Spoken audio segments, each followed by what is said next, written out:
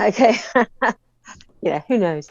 This is a drama, again, a French drama made by the same people that made Bonfire of Destiny, and it is called Women at War.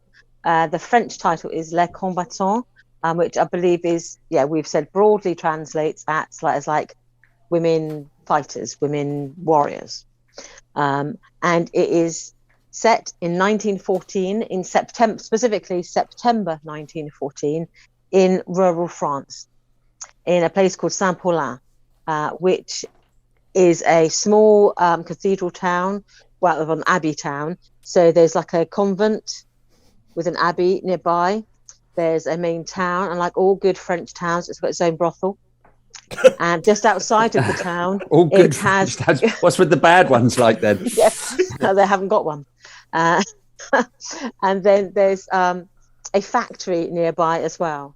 And these three seemingly unconnected things, they're all linked by these women who were the main stars of this show.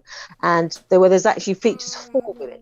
And the fourth woman, I'll introduce who these women are there. The first one is an auburn head lady. She was the heroine of Bonfire of Destiny. Daddy is pink. And she is... So apologies for anybody who might only be listening to this. My daughter just walked into the room and has totally distracted everybody on the call, as is her wont. It's So pink. What's pink? what's She's pink. She's sticking out her tongue, seeing herself on the Zoom call, and she's saying it's pink. So I think she's spotting her own tongue. She is You correct. guys, you should all be thankful that we do not have smell-o-vision, because she has just dropped a smelly one. Oh. Yeah, my eyes are watering right now. Okay, Sharon, if you can, please do carry on.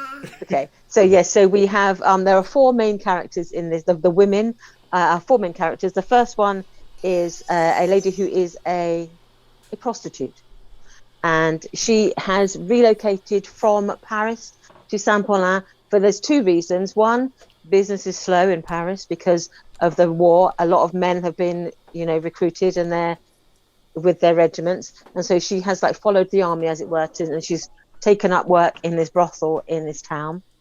And also in this town is this abbey where there is a mother superior and a sort of group of nuns who have converted the abbey into a field hospital. And so the other main character is the mother superior, who, even though she's been a nun for 20 years, she's extremely comely.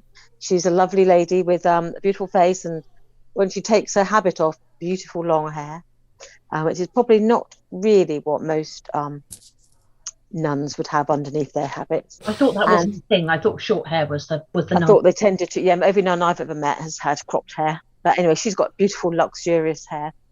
Let us And have then our they're art. in the factory Let us have nearby. our art. The lady who is married to the factory owner, he has, even though he's exempt from the joining up, he decides that he's going to do his duty for his country, and he's going to go to the front lines. And so she is now in charge of running that factory.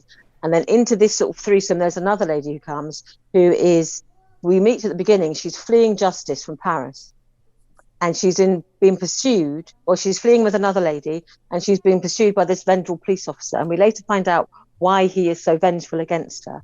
But it turns out that she is a nurse, and she is fleeing away from justice in Paris.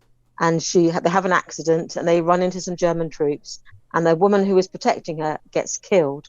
And so they swap identities, because she's a fugitive from justice. She swap identities with this other woman, and then she sort of flees to this convent where she becomes working as a nurse.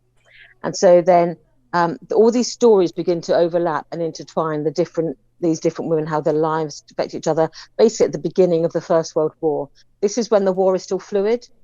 And so they have there's an army camp nearby. They're not entrenched, so the front line is moving back and forwards. Germany is advancing, and then they sort of push back. So there's a battle basically raging just outside of their town, and that is like the backdrop to all of these stories.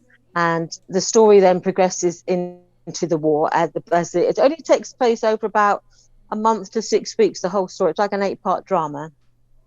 And these women, you see each one of them, they're called like the fighters, because each one of them has their own battle that they're trying to fight.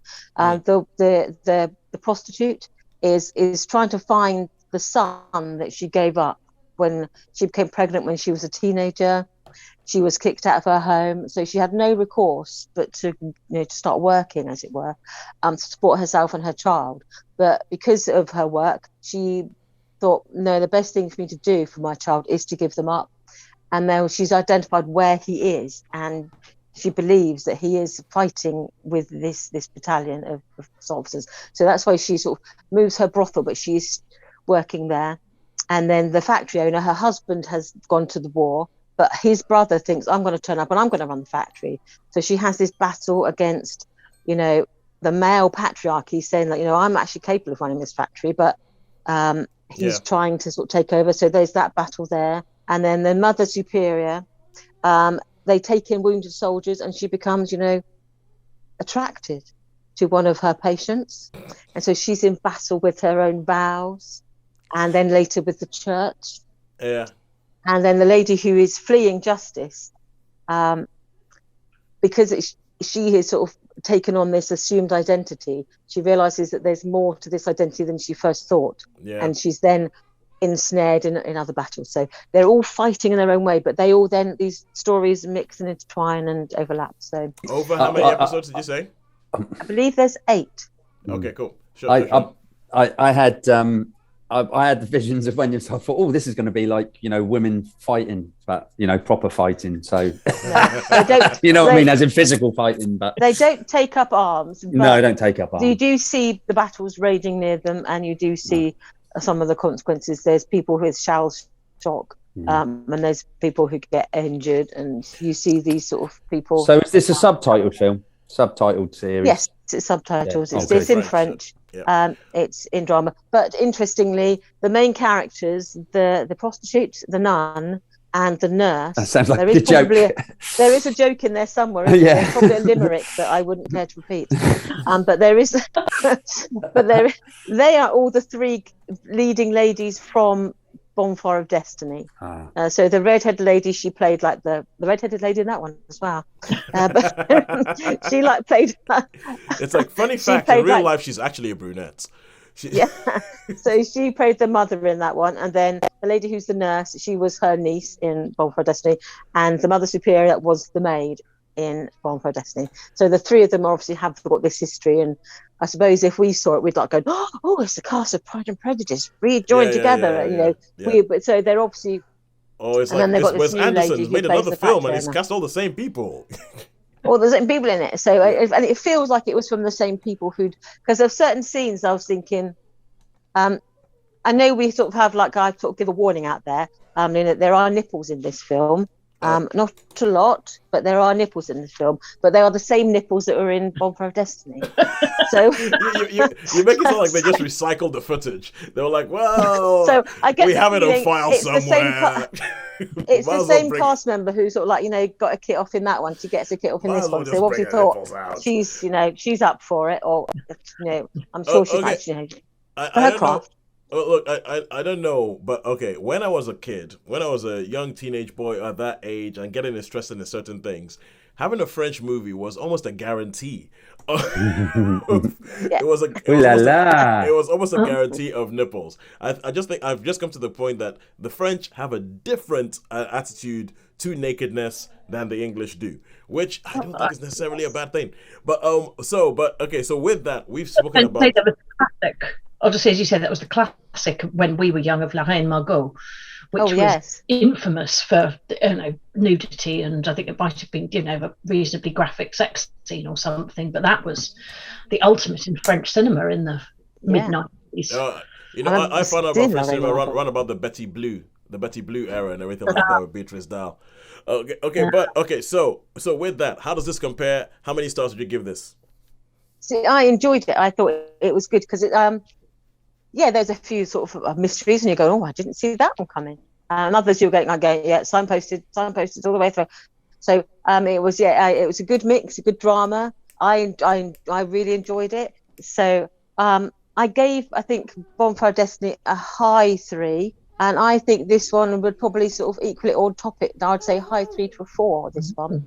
So I liked it. It's a sort of drama that I do like. The interweaving storylines, the the sort of it sort of was a complete drama. I can't see it being like Women at War Part 2. This is, I think, a complete drama. So I think, to me, I quite like the fact that they just tell the story and then they leave the rest of it to your own, Well, I guess that's a very sort of European thing. I mean, even like, even British, like, just story, end it, goodbye.